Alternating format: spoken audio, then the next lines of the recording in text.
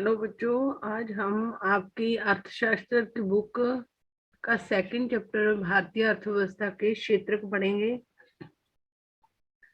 भारत में तीनों क्षेत्रकों की क्या स्थिति है, प्राथमिक, द्वितीयक और तृतीयक की, उसके बारे में पढ़ेंगे। जो आलेख, पहला आलेख है ये वाला, ये क्या दर्शाता है? ये दर्शाता है प्राथमिक, द्वितीयक, तृतीयक क्षेत्र द्वारा जो सकल घरेलू उत्पाद बनता है। तीनों के प्राथमिक और द्वितीयक क्षेत्रकों द्वारा जो वस्तुएं पैदा की जाती है और तृतीय क्षेत्र द्वारा जो सेवाएं पैदा की जाती है, उन सब के कुल मूल्य को सकल घरेलू उत्पाद कहते हैं। और ये वाला आलेख उसी सकल घरेलू उत्पाद को दिखा रहा है। इसमें हमने 1973 और 74 का जो साल है उसके आंकड़े लिए हैं, और 2013-14 के में जो उत्पादन हुआ था तीनों क्षेत्रकों द्वारा कुल उत्पादन हुआ था, उसको ये आलेख दिखाता है। हमने इन 2 वर्षों के लिए आंकड़ों का उपयोग किया है क्योंकि ये आंकड़े तुलनीय और प्रमाणिक है। 73-74 और 2013-14 के जो उत्पादन के आंकड़े हमने लिए हैं, ये क्या है, तुलना भी की जा सकती है इनके द्वारा और ये प्रमाणिक भी है। आप देख सकते हैं कि 40 वर्षों में कुल उत्पादन में कितनी समृद्धि हुई है। 1973-74 से लेके 2013-14 तक 40 साल का फर्क है, गैप है। और इन 40 सालों में हम देख सकते हैं कि इन तीनों क्षेत्रकों द्वारा पैदा की जाने वाली वस्तुओं और सेवाओं के कुल मूल्य यानी कि सकल घरेलू उत्पाद में क्या चेंज आई है। हम इसमें देख रहे हैं कि प्राथमिक क्षेत्र कौन सा है। प्राथमिक क्षेत्र को ब्लू से दिखाया गया है, द्वितीय क्षेत्र को थोड़ा सा लाइट ग्रीन से दिखाया गया है, और द्वितीय क्षेत्र को रेड कलर से दिखाया गया है, और तृतीय क्षेत्र को लाइट ग्रीन से दिखाया गया है। हम 1973-74 में क्या देख रहे हैं कि जो पहला क्षेत्र है कृषि क्षेत्र का, प्राथमिक क्षेत्र बड़ा है उत्पादन करने के मामले में, और जो हमारा सेवा क्षेत्र है वो दूसरे नंबर पर है, और उद्योग हमारे तीसरे नंबर पर थे। और लेकिन 40 सालों के बाद जब हम देखते हैं तो हमारा जो कृषि क्षेत्र है वो तीसरे स्थान, जो पहले कृषि क्षेत्र क्या था, जहाँ प्राथमिक क्षेत्र पहले स्थान पे था वस्तुओं पैदा करने के मामले में, लेकिन 40 सालों बाद कौन सेवा क्षेत्र को बड़ा हो गया, सेवाओं देने वाला क्षेत्र प्राथमिक स्थान पर आ गया, और जो तृतीय स्थान पर था हमारा जो औद्योगिक क्षेत्र वो आ गया द्वितीय पे, और कृषि क्षेत्र जो प्रथम पे था वो थर्ड आ गया। उत्पादन करने के मामले में कर रहे हैं कि दो पहले प्राथमिक और द्वितीय में उत्पादन होता है और तृतीय में सेवाएं पैदा होती है।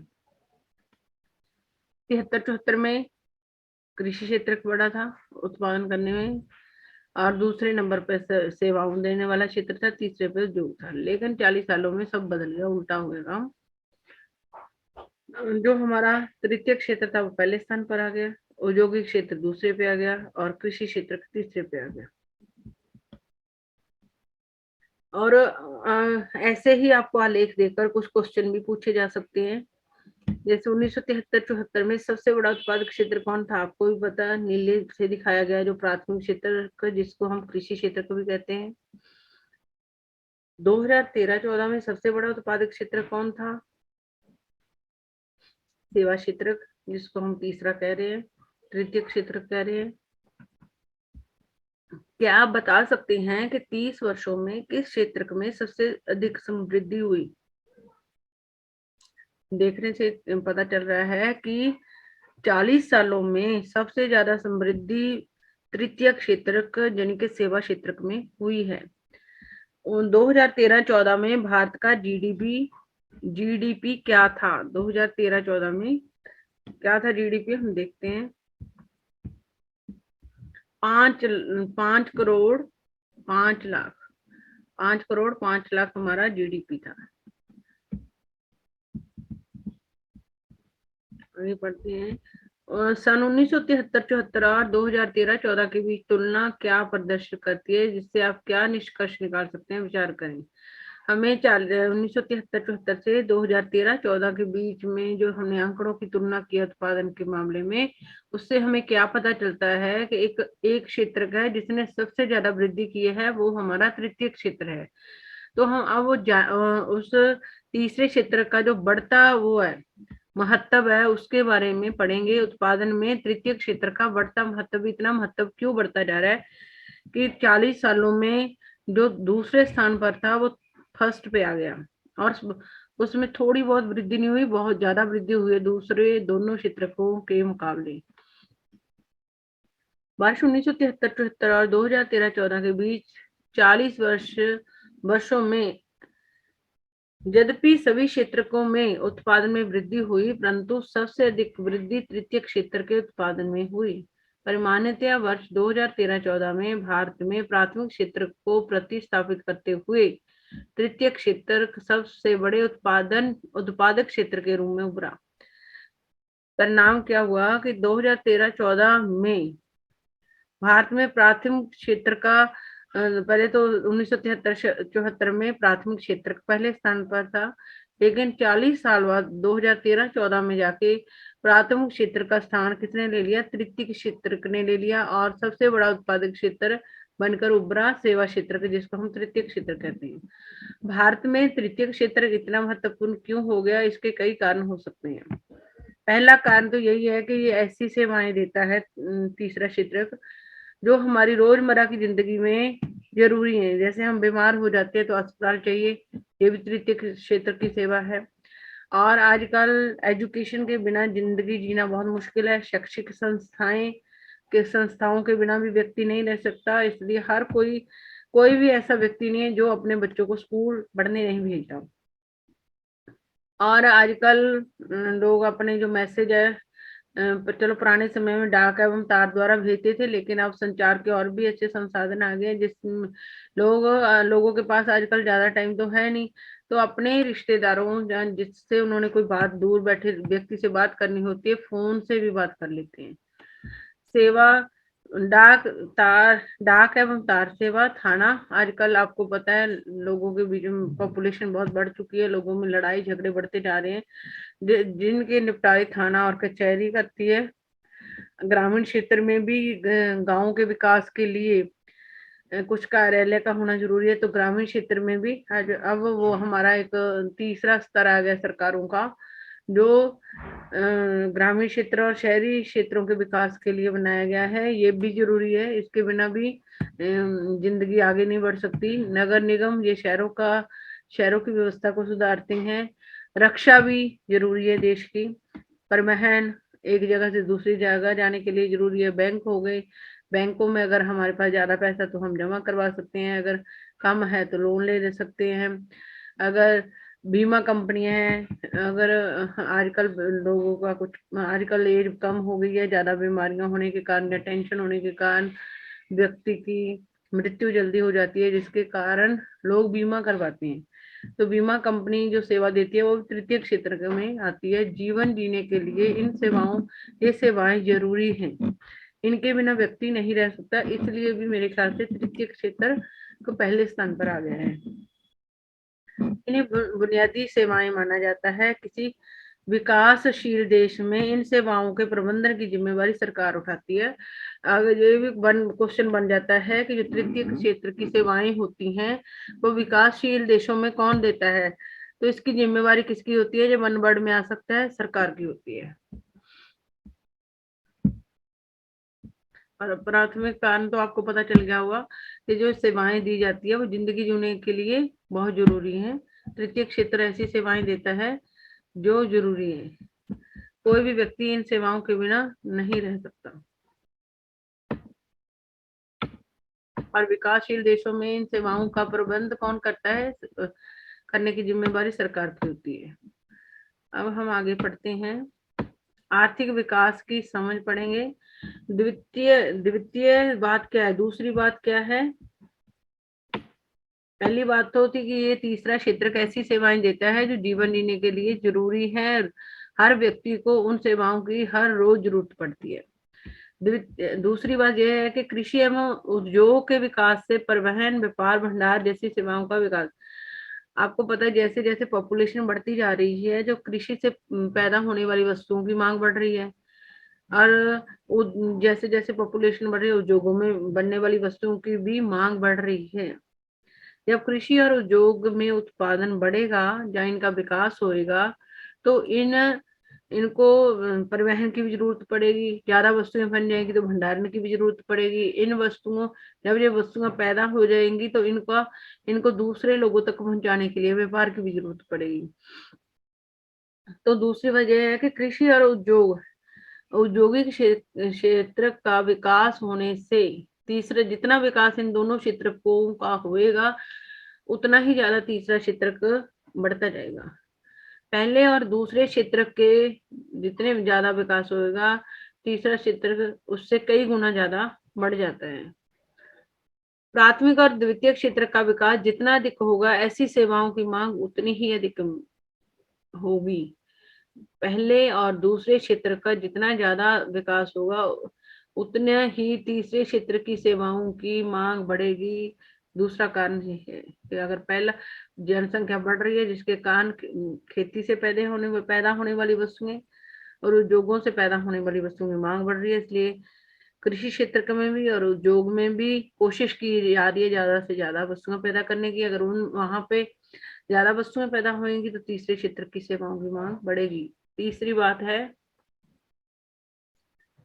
जैसे जैसे आय बढ़ती है, कुछ लोग अन्य कई सेवाओं जैसे रेस्तरां, पर्यटन, शॉपिंग, निजी अस्पताल, निजी विद्यालय, व्यावसायिक प्रशिक्षण इत्यादि की मांग शुरू कर देते हैं। तीसरी बात है कि जैसे जैसे अब पहला क्षेत्र भी बढ़ रहा है, दूसरा भी बढ़ रहा है, जितना ये बढ़ रहे हैं उससे कई गुना ज्यादा तीसरा क्षेत्र बढ़ रहा है।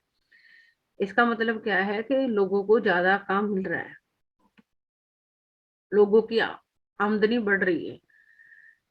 जब लोगों की आय बढ़ती है तो लोग ऐसी सेवाओं की वो करने लग जाते हैं अपने आप को। जैसे जैसे आमदनी बढ़ती है, स्टैंडर्ड बढ़ता है, तो स्टैंडर्ड की सेवाओं जो जिसमें स्टैंडर्ड शो होता है, उन चीजों का इस्तेमाल करने लग जाता है। जैसे रेस्टोरेंट में जा खाना खाना, घूमने जाना, शॉपिंग करना,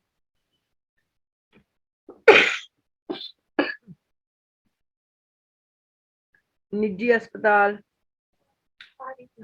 प्राइवेट हॉस्पिटल, निजी विद्यालय, बच्चों को सरकारी विद्यालय में न पढ़ा के प्राइवेट में स्कूलों में भेजना, सरकारी हॉस्पिटल में न जाकर प्राइवेट हॉस्पिटल में जाना। पहले लोग तो प्रोफेशनल ट्रेनिंग भी लेते हैं कुछ ना कुछ। आजकल आपको पता है बच्चे जो इंजीनियर, डॉक्टर वगैरह बनते हैं, उनको ट्रेनिंग दी जाती है। तो आज नगरों में, विशेषकर बड़े नगरों में, इस ध्रुत परिवर्तन को देख सकते हैं। बड़े बड़े शहरों में जब लोगों की आमदनी बढ़ जाती है, तो वो अपनी आमदनी के अनुसार सेवाओं की मांग करने लग जाते हैं। अच्छे रेस्टोरेंट में खाना खाना, पर्यटन यानी कि घूमने फिरने के लिए पैसा खर्च करना, शॉपिंग, सरकारी अस्पताल का इस्तेमाल ना करके प्राइवेट हॉस्पिटल में जाना, सरकारी स्कूल में बच्चों को ना भेजकर प्राइवेट स्कूल में भेजना, और प्रोफेशनल ट्रेनिंग लेना। जैसे आप देखते हो आजकल लेते हैं लोग, कुछ भी बनना, चाहे सीए बनना है, चाहे इंजीनियर बनना है, चाहे डॉक्टर बनना है, तो उसकी ट्रेनिंग ली जाती है। ये जो परिवर्तन है, जो बड़े बड़े शहरों में हो रहे हैं। चौथी बात क्या है कि तृतीय क्षेत्र, ये तृतीय क्षेत्र की सेवाएं हैं, इसलिए तृतीय क्षेत्र ज्यादा फैल रहा है, जो बढ़ रहा है।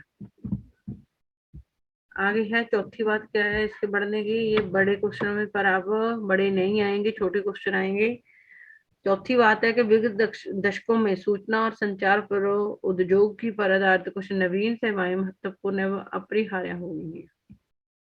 चौथी बात है कि कुछ सालों से सूचना और संचार प्रौद्योगिकी पर आधारित कुछ नवी सेवाएं शुरू हो चुकी हैं, और वो जरूरी भी है। इन सेवाओं के उत्पादन में तीव्र वृद्धि हो रही है। इन सेवाओं मतलब ये संचार और सूचना और संचार प्रौद्योगिकी की जो नई सेवाएं हैं, वो जरूरी भी है, महत्वपूर्ण भी है। और इसलिए जरूरी और महत्वपूर्ण होने के कारण इनकी जो वृद्धि है वो तेजी से हो रही है। इसके कारण ये सेवाएं भी तीसरे में आएंगी। संचार ये जरूरी और महत्वपूर्ण है, इसलिए इनका उत्पादन तेजी से हो रहा है। तो भी इसलिए भी जो चतुर्थ या सॉरी तीसरा जो हमारा सेक्टर है वो वृद्धि कर रहा है। आगे है, अंततः आपको याद रखना चाहिए कि सेवा क्षेत्र की सभी सेवाओं के में समान रूप में समृद्धि नहीं हो रही। अंततः आपको याद रखना चाहिए कि सेवा क्षेत्र की सभी सेवाओं में समान रूप से समृद्धि नहीं हो रही है। भारत में सेवा क्षेत्र कई तरह से लोगों को नियोजित करते हैं। एक और उन सेवाओं की संख्या सीमित है जिसमें इसमें अत्यंत कुशल और शिक्षित श्रमिकों को रोजगार मिलता है। मतलब सेवा क्षेत्र को बढ़ तो रहा है, लेकिन कुछ सेवाएं ज्यादा बढ़ रही हैं और कुछ सेवाएं कम बढ़ रही हैं। तो वो वाली सेवाएं कम बढ़ रही हैं जिसमें ट्रेंड और एजुकेटेड एम्प्लॉयर की जरूरत होती है, श्रमिकों की जरूरत होती है। जिसमें कुशल और शिक्षित मजदूरों या श्रमिकों की जरूरत होती है, ऐसी सेवाएं कम बढ़ रही हैं। क्योंकि ज्यादा लोग क्या चाहते हैं, जल्दी जॉब पाना चाहते हैं।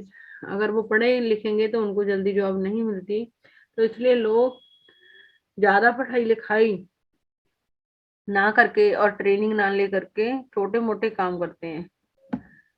दूसरी ओर बहुत अधिक संख्या में लोग छोटी दुकानों, मरम्मत कार्यों, परिवहन जैसी सेवाओं में लगे हुए हैं। मतलब जो जहाँ पे ट्रेनिंग और एजुकेशन की जरूरत है उससे साइड लोग कम जा रहे हैं, और यहाँ पर जल्दी ट्रेनिंग होकर काम किया जा सकता है, चाहे वहां से इनकम कम हो, फिर वहां ज्यादा कर रहे हैं। मतलब सेवा क्षेत्र की वो सेवाएं यहाँ एजुकेशन और ट्रेनिंग की जरूरत है, वहां लोग कम जा रहे हैं। लेकिन यहाँ कम टाइम समय में सीखा जा सकता है जिस काम को, चाहे उससे इनकम कम हो, वहां पर लोग ज्यादा जा रहे हैं। जैसे छोटी दुकानें करते हैं लोग, जब मरम्मत किसी चीज की करनी सीख जाते हैं, फिर उन चीजों की मरम्मत करते हैं। परिवहन जैसी सेवाओं में लगे हुए हैं, जैसे ऑटो वगैरह चलाना में।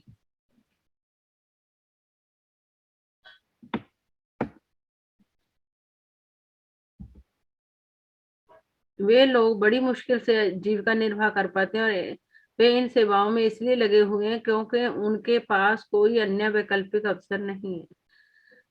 मतलब वो अपने घर का खर्चा मुश्किल से चला पाते हैं, लेकिन वो इस इन कार्यों में इसलिए लगे हुए हैं कि उनके पास कोई और ऑप्शन नहीं है, क्योंकि उनके पास कोई अन्य विकल्प अवसर नहीं है। इस कारण सेवा क्षेत्र के केवल कुछ भागों का ही महत्व बढ़ रहा है। आप इनके बारे में अगले खंड में पढ़ेंगे। अधिकांश लोग कहाँ नियोजित हैं? अधिकांश लोग कहाँ नियोजित का मतलब कहाँ पर काम कर रहे हैं? भारत में ज्यादातर लोग कहाँ पर काम कर रहे हैं? आलेख दो देखते हैं हम। आलेख ये तीन है, लेकिन दो वाला आलेख देखते हैं। तेरह आलेख दो में क्या देखा? सकल घरेलू उत्पादन में क्षेत्रकों की हिस्सेदारी। पहले हमने ऊपर पढ़ा था कि कौन सा क्षेत्र ज्यादा वृद्धि कर रहा है, फिर उसके हमने चार कारण जाने। अब हम पढ़ेंगे कौन सा क्षेत्र ज्यादा हिस्सेदारी डाल रहा है सकल घरेलू उत्पाद में। आपने सकल घरेलू उत्पाद का मीनिंग तो आपको पता है, तीनों क्षेत्रकों द्वारा पैदा की वस्तुओं और सेवाओं का कुल मूल्य है। तो हम देखते हैं कौन सा क्षेत्र ज्यादा वो कर रहा है, वस्तुओं पैदा कर रहा है।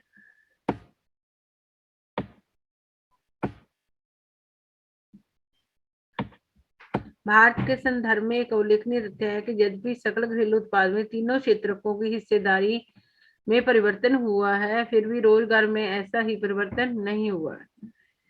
हमने ऊपर देखा था सकल घरेलू उत्पाद में तीनों क्षेत्रकों की हिस्सेदारी में 40 साल में परिवर्तन आया है, लेकिन फिर भी रोजगार में ऐसा परिवर्तन नहीं हुआ। आलेख 3 में वर्ष 1977-78 एवं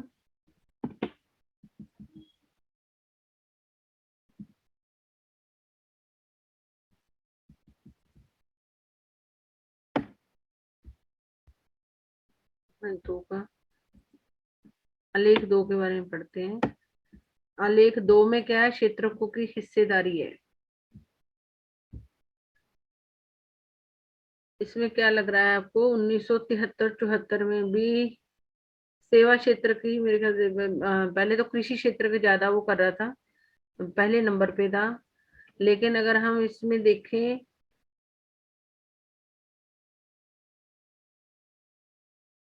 सेवा क्षेत्र ज्यादा सेवाएं दे रहा है इसमें। ये देखो कृषि क्षेत्र में 4 लाइनों में ये फैला हुआ है। तो 1973-74 में भी सेवा क्षेत्र ज्यादा हिस्सेदारी पा रहा था और कृषि क्षेत्र दूसरे नंबर पे था, उद्योग तीसरे नंबर पे थे। और 1913-14 में क्या हो गया कि जो सेवा क्षेत्र का है वो सकल घरेलू उत्पाद में ज्यादा हिस्सेदारी दे रहा, पहले नंबर पे आ गया। पहले भी यही पहले नंबर पे था, सेवा क्षेत्र की भी सकल घरेलू उत्पाद में हिस्सेदारी में पहले भी सेवा क्षेत्र पहले था, दूसरे नंबर पे कृषि क्षेत्र, तीसरे पे उद्योग थे। लेकिन 13-14 में जाके 40 सालों में सकल घरेलू उत्पाद में किसकी हिस्सेदारी ज्यादा बढ़ गई? सेवा क्षेत्र की। पहले भी सेवा क्षेत्र की ज्यादा हिस्सेदारी दे रहा था, लेकिन उसमें ज्यादा वृद्धि हुई। और जो दूसरे नंबर पे, तीसरे नंबर पे था, वो दूसरे नंबर पे आ गया, जो दूसरे पे था वो पहले नंबर पे आ गया। यानी कि कृषि क्षेत्र सबसे लास्ट में चला गया। अब 2013-14 में सकल घरेलू उत्पाद में हिस्सेदारी के मामले में एक हमने देखा कि कौन से उसकी वृद्धि ज्यादा हुई है, सेवा क्षेत्र की हुई है। एक सकल घरेलू उत्पाद में कौन हिस्सेदारी ज्यादा पा रहा है? पहले भी सेवा क्षेत्र की ज्यादा पा रहा था, पर अब उसकी हिस्सेदारी ज्यादा बढ़ गई है। दूसरे नंबर पे पहले कृषि था, लेकिन अब दूसरे नंबर पर उद्योग आ गया है, और तीसरे पे वो आ गया है कृषि क्षेत्र।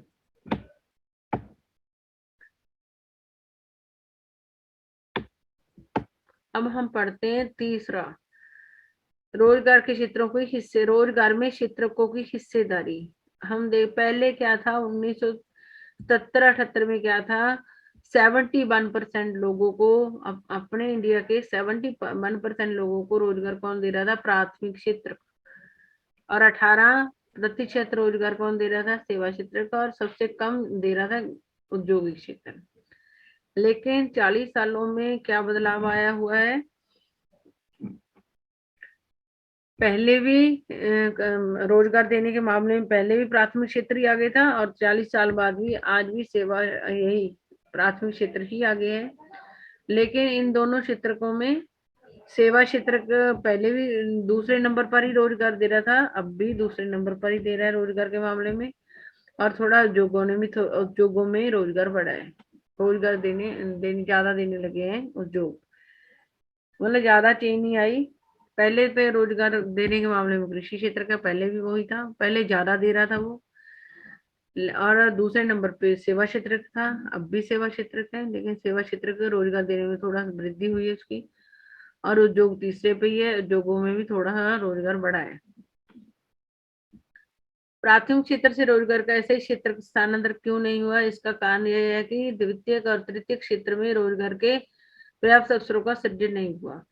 अगर जैसे कि हमने वो देखा कि सकल घरेलू उत्पाद में, सकल घरेलू उत्पाद के मामले में कौन आ गया था आगे? सेवा क्षेत्र के पहले स्थान पे आया था। तो अगर ऐसा है, स्थानांतरण रोजगार देने के मामले में क्यों नहीं हुआ? इसका कारण यही है कि द्वितीय और तृतीय क्षेत्र में रोजगार के अवसरों का ज्यादा सृजन नहीं हुआ, ज्यादा रोजगार नहीं पैदा हुआ। अगर अब पहले भी प्राथमिक क्षेत्र ही ज्यादा रोजगार दे रहा था, अब भी प्राथमिक ही दे रहा है, तो इसका कारण यही है कि द्वितीय और तृतीय क्षेत्र में ज्यादा रोजगार के अवसर पैदा नहीं हुए। भारतीय अर्थव्यवस्था के क्षेत्र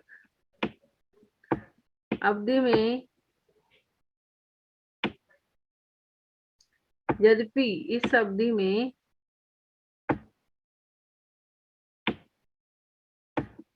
वस्तुओं के औद्योगिक उत्पादन में 3 गुना से ज्यादा वृद्धि हुई है, परंतु औद्योगिक रोजगार में लगभग 3 गुना ही वृद्धि हुई है।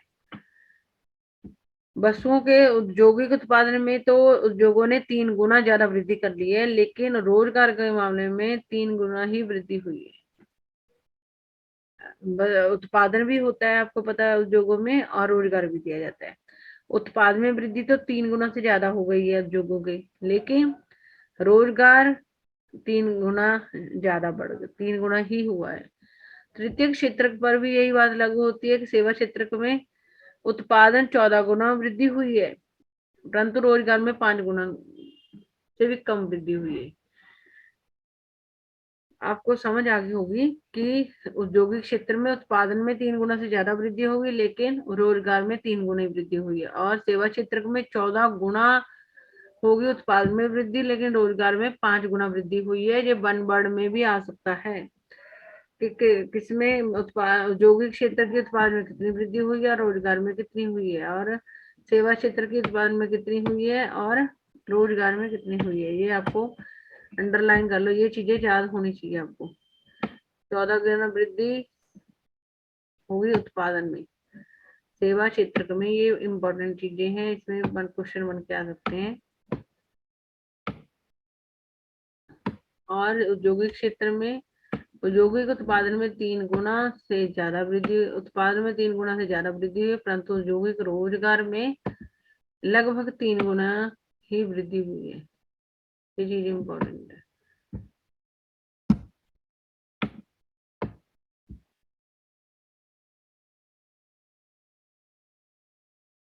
आगे बढ़ते हैं।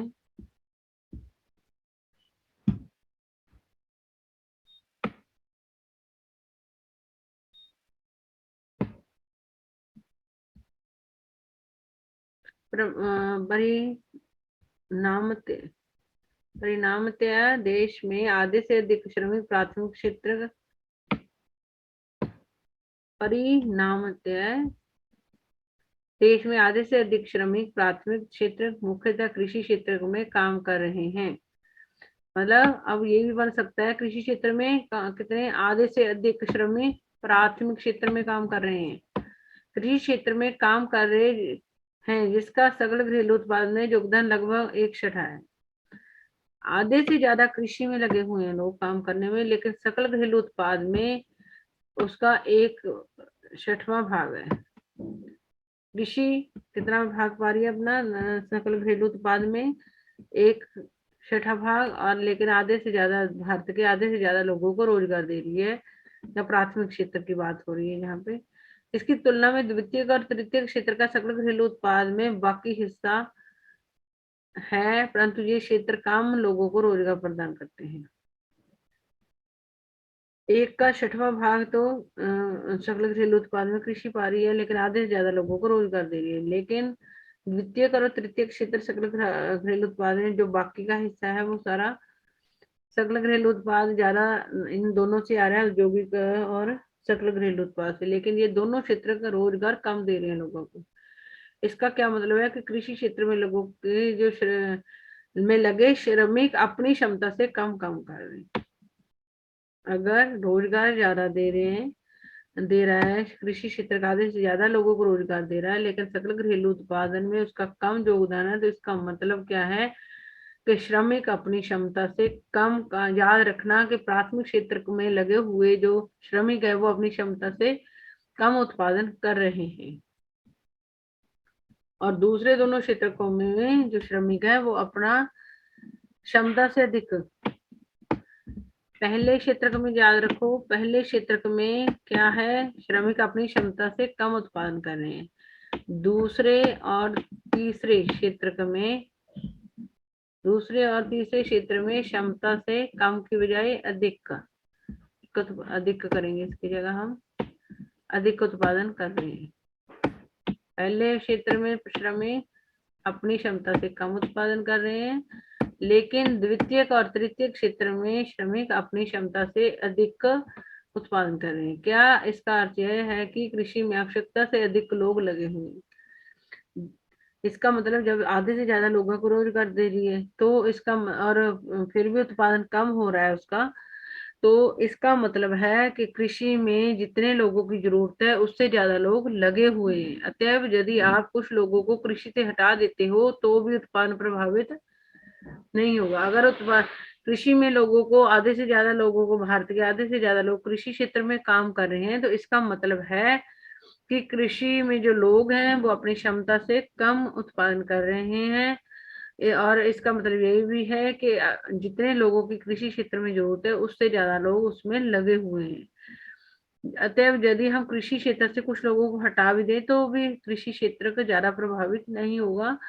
दूसरे शब्दों में कृषि क्षेत्र के श्रमिकों में अल्प बेरोजगारी है। कृषि क्षेत्र के, ये भी इम्पोर्टेंट है, कृषि क्षेत्र का आ जाता है किस क्षेत्र के लोगों में अल्प बेरोजगारी पाई जाती है। कृषि क्षेत्र के जहाँ प्राथमिक क्षेत्र के लोगों में अल्प बेरोजगारी पाई जाती है। एक छोटा किसान लक्ष्मी का उदाहरण लेते हैं। एक छोटा किसान लक्ष्मी का उदाहरण लेते हैं जिसके पास 2 हेक्टेयर भूमि है और वो भूमि में सिंचाई अगर वो अपने आप करना चाहे तो नहीं हो सकती। उनको क्या करना पड़ता है, वर्षा पर निर्भर रहना पड़ता है। और वो जो छोटे किसान लक्ष्मी है वो ज्वार और अरहर की खेती करती है। उसके परिवार के सभी 5 सदस्य उसके खेत में ही काम करते हैं। अपने में सदस्य उस भूमि पर वर्ष भर काम करते हैं। क्योंकि उन्हें कहीं और रोजगार उपलब्ध नहीं है। आप देखेंगे कि प्रत्येक व्यक्ति काम कर रहा है, कोई बेकार नहीं है, परंतु वास्तव में इनका श्रम प्रयास विभाजित है। हमने देखा लक्ष्मी के परिवार में सभी लोग उनके खेत में काम कर रहे हैं, कोई भी व्यक्ति बेकार नहीं है, लेकिन वो सारे मिल बांट के काम करते हैं। श्रम प्रयास विभाजित का मतलब प्रत्येक व्यक्ति कुछ काम कर रहा है परंतु किसी को भी पूर्ण रोजगार प्राप्त नहीं है। 5 लोग काम कर रहे हैं मिल बांट के, लेकिन हो सकता है वो जल्दी काम करके आ जाते हो, देखने में लगता है वो सारी काम कर रहे हैं, लेकिन वो ऐसा नहीं है कि उनके खेतों में उन्हें पूरा दिन लगे रहना पड़ता है। यह अल्प बेरोजगारी की स्थिति है। देखने में तो सारे रोजगार पर लगे हुए हैं, लेकिन पूरा दिन काम करने का वो मिल बांट के जल्दी काम निपटा लेते हैं। इसका मतलब जो लक्ष्मी के घर में लोग काम कर रहे हैं उनमें अल्प बेरोजगारी पाई जाती है, जहाँ लोग प्रत्यक्ष रूप से काम कर रहे हैं लेकिन सभी अपनी क्षमता से कम काम कर रहे हैं। खेतों में काम करने वाले लोगों में हमने पहले प्राथमिक क्षेत्र के लोग अपनी क्षमता से कम काम कर रहे हैं। लक्ष्मी का परिवार भी देखने में लगता है कि उनको सबको काम मिला हुआ, लेकिन वो जल्दी फ्री हो जाते होंगे अपना काम करके, तो इसलिए वो अल्प बेरोजगारी का शिकार हैं। इसका मतलब वो अपना पूर्ण उनको पूरा रोजगार नहीं है। अगर वो अपने खेतों का काम मतलब 1-2 व्यक्ति वहां से हटके कहीं और भी काम कर ले तब भी उनके खेत का काम होता रहेगा। और अगर बाहर से 2 व्यक्ति काम करते हैं तो उनको एक्स्ट्रा इनकम भी शुरू हो सकती है। उससे काम कर रहे हैं लेकिन सभी अपनी क्षमता से कम काम करते हैं। इस प्रकार की अल्प बेरोजगारी को छिपी हुई बेरोजगारी, अल्प बेरोजगारी को जहाँ पे लोग अपनी क्षमता से कम काम कर रहे हैं उस अल्प बेरोजगारी को छिपी हुई बेरोजगारी भी कहते हैं, क्योंकि ये उन लोगों की बेरोजगारी है जिसके पास कोई रोजगार तो है। मतलब जो अल्प बेरोजगारी है, छिपी हुई बेरोजगारी है, ये उन लोगों की बेरोजगारी है जो देखने में तो काम पे लगे हुए हैं, उनको रोजगार मिला हुआ है नहीं है और बेकार बैठे हुए से अलग है। पर छिपी हुई अल्प बेरोजगारी उन लोगों से अलग है जो मतलब काम पे लगे नहीं हुए और बेकार बैठे हुए हैं। और उसको खुली बेरोजगारी,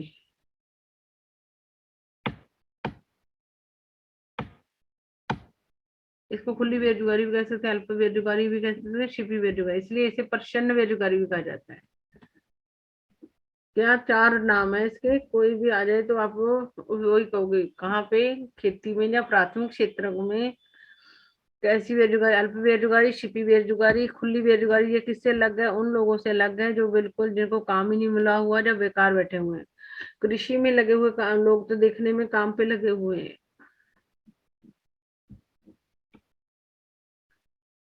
तो इस बेरोजगारी के 4 नाम है: खुली बेरोजगारी, प्रच्छन्न बेरोजगारी, छिपी बेरोजगारी और अल्प बेरोजगारी, जो प्राथमिक क्षेत्र में पाई जाती है। अब मान लेते हैं कि एक भूस्वामी सुखराम आता है और अपनी जमीन पर काम करने के लिए लक्ष्मी के परिवार के 1 या 2 सदस्यों को भाड़े पर ले जाता है।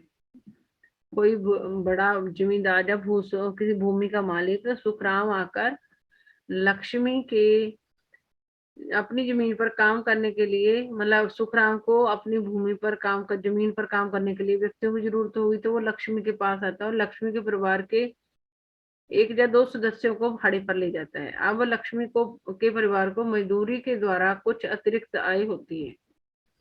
अब अपने उनको और भी, पहले तो खेतों में ही काम करते थे, अब सुखराम के जहाँ पे भी उनके 2 व्यक्ति आने लगे तो उनको और ज्यादा इनकम शुरू हो गई। क्योंकि आपको छोटे से भूखंड पर काम करने के लिए 5 लोगों की जरूरत नहीं है, तो 2 लोगों के चले जाने से कृषि उत्पादन प्रभावित, मतलब कृषि में लोग जितने लोगों की जरूरत है उससे ज्यादा लोग लगे हुए हैं। इसके कारण वो अपने अपने जितनी क्षमता है उससे कम काम करते हैं। पता भी नहीं चलता कि लोग बेरोजगार हैं।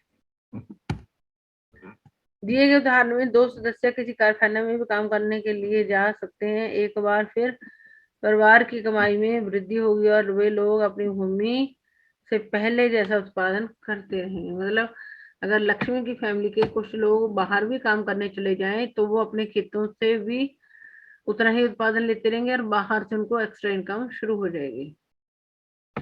भारत में लक्ष्मी की तरह लाखों किसान हैं। इसका अर्थ है कि यदि हम कुछ लोगों को कृषि क्षेत्र से हटाकर उन्हें कहीं और समुचित रोजगार उपलब्ध करा दे तो भी कृषि उत्पादन पर बुरा प्रभाव नहीं पड़ेगा।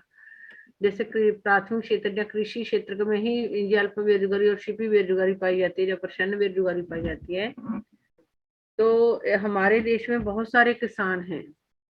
अगर कुछ लोगों को कृषि क्षेत्र से हटाकर कहीं और काम करने पर लगा दिया जाए तो कृषि का काम भी चलता रहेगा, उसके उत्पादन पर भी बुरा प्रभाव नहीं पड़ेगा। कोई और अन्य रोजगार करने से लोगों की उनकी आय भी बढ़ जाएगी और उनके परिवार की कुल आय में बढ़ जाएगी। अगर कृषि में लगे हुए हमारे भारत के लोगों की बहुत बड़ी प्रॉब्लम है कि कृषि क्षेत्र में लगे लोगों की इनकम कम है, तो अगर उन और हमें हमने ये सारा पढ़ा है, उससे पता चलता है कि कृषि क्षेत्र में आवश्यकता से ज्यादा लोग लगे हुए हैं। अगर उन लोगों को हटाकर कहीं और रोजगार दे दिया जाए तो क्या होगा, उनकी जो परिवार की कुल आय है वो भी बढ़ जाएगी और उनके कृषि क्षेत्र के उत्पादन जैसे होता था वैसे होता रहेगा। उन लोगों के हटने से उस पर कोई असर नहीं पड़ेगा। अल्प बेरोजगारी दूसरे क्षेत्र को, मतलब ऐसे ही नहीं है कि कृषि क्षेत्र में ही अल्प बेरोजगारी पाई जाती है, ये दूसरे क्षेत्र को द्वितीय और तृतीय क्षेत्र में भी पाई जाती है। उदाहरण के लिए शहरों में सेवा क्षेत्र में हजारों अनियत श्रमिक हैं जो दैनिक रोजगार, आपने देखा होगा कुछ लोग ऐसे होते हैं जिनको रोज काम नहीं मिलता। जैसे कि अल्प बेरोजगारी दूसरे क्षेत्र को में भी हो सकती है।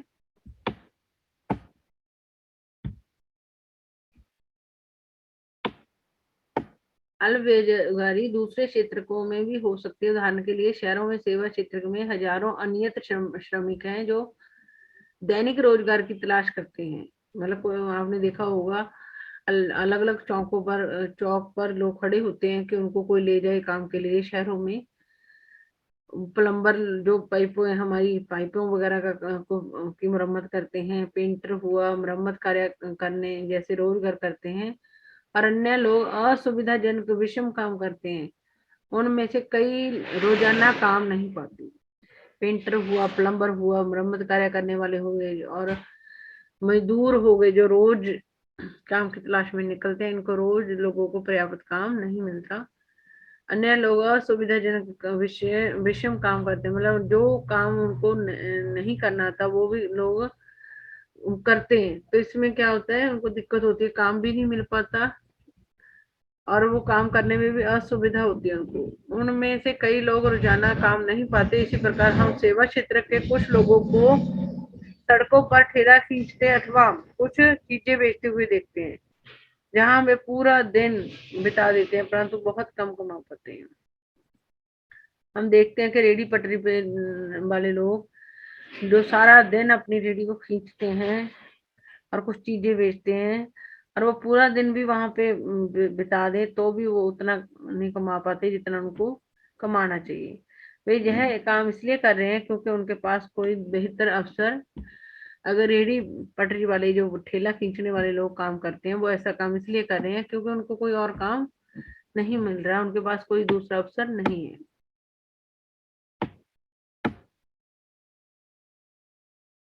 अब हम आगे क्वेश्चन है, सकल घरेलू उत्पादन में हिस्सेदारी। सकल घरेलू उत्पादन और रोजगार में प्राथमिक क्षेत्र की हिस्सेदारी। रोजगार में हिस्सेदारी हमने देखा इसकी तो कम है, प्राथमिक क्षेत्र की हिस्सेदारी तो कम है, 1/6वां भाग है। और रोजगार में हिस्सेदारी, रोजगार ये आधे से ज्यादा लोगों को देता है, चाहे कभी भी है। इसका शुरू से लेके एंड तक जो प्राथमिक क्षेत्र है उसकी सकल घरेलू उत्पादन में हिस्सेदारी कम है और रोजगार आधे से ज्यादा लोगों को देता है प्राथमिक क्षेत्र। 40 वर्षों में प्राथमिक क्षेत्र में क्या क्या परिवर्तन देखते हैं? सही उत्तर का चयन करें। अल्प बेरोजगारी तब होती है जब लोग काम करना नहीं चाहते हैं, सुस्त ढंग से काम कर रहे हैं, अपनी क्षमता से कम काम कर रहे हैं, उनके पास काम के लिए भुगतान, ये वाला। अल्प बेरोजगारी कब होती है, ये भी वन वर्ड में आ सकता है क्वेश्चन। कब होती है? जब लोग अपनी क्षमता से कम काम कर रहे होते हैं। विकसित देशों में देखे गए लक्षण को भारत में हुए परिवर्तनों से तुलना और वैश्य में बताएं। भारत में क्षेत्रकों के बीच किस प्रकार के परिवर्तन वांछित थे जो नहीं हुए? और हमें वन वर्ड आएंगे क्वेश्चन, हमें तो जो क्वेश्चन दिख रहे हैं एमसीक्यू टाइप आएंगे, तो बड़े क्वेश्चनों पे हमने कोई ध्यान नहीं देना। हमने तो वन वर्ड देखने कौन से आ सकते हैं। हमें अल्प बेरोजगारी के संबंध में क्यों विचार करना चाहिए?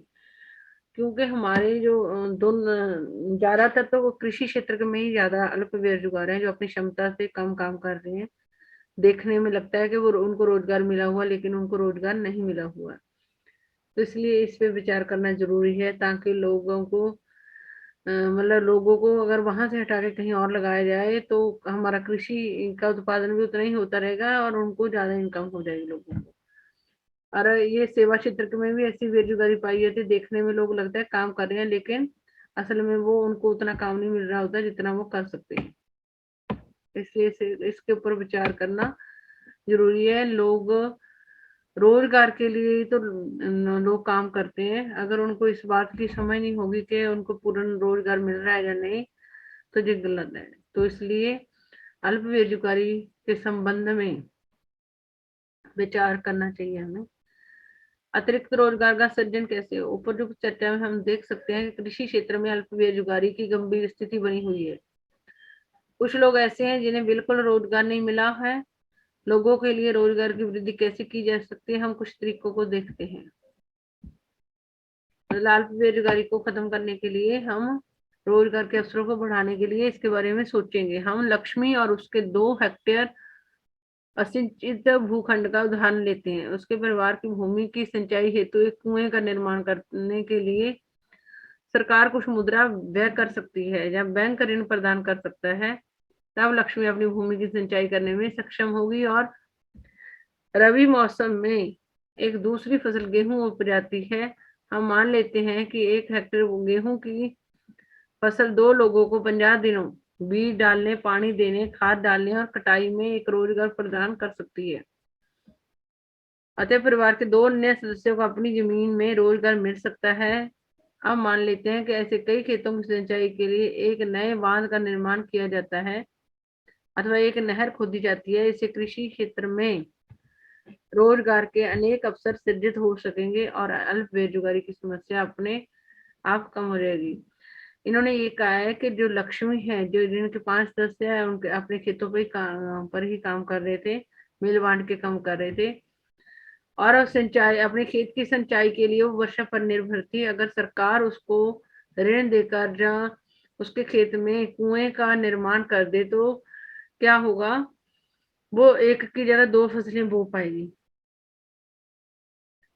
और तब लक्ष्मी अपनी भूमि की सिंचाई करने में भी पहले, अब तो सक्षम नहीं है, वर्षा पर निर्भर है, लेकिन अगर वो कुआं लग जाएगा, सरकार लगवा देगी, तो वो सिंचाई करने में सक्षम होगी और रबी मौसम में एक दूसरी फसल गेहूं उप जाने लग जाएगी।